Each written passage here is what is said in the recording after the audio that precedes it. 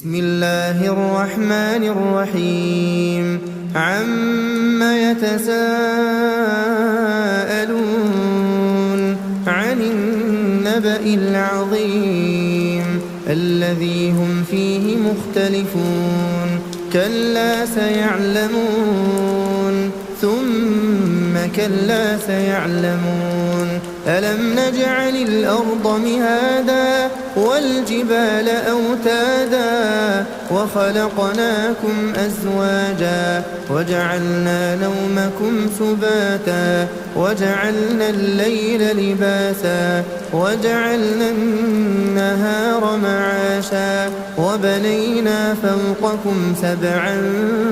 شدادا وجعلنا سراجا وهاجا وأنزلنا من المعصرات ماء ثجاجا لنخرج به حبا ونباتا وجنات ألفافا إن يوم الفصل كان ميقاتا يوم ينفخ في الصور فتأتون أفواجا وفتحت السماء فكانت أبوابا وسيرت الجبال فكانت سرابا إن جهنم كانت مرصادا للطاغين مآبا لابثين فيها أحقابا لا يذوقون فيها بردا ولا شرابا إلا حميما وغساقا جزاء وفاقا إنهم كانوا لا يرجون حسابا وكذبوا بآياتنا كذابا وكل شيء أحصيناه كتابا فذوقوا فلن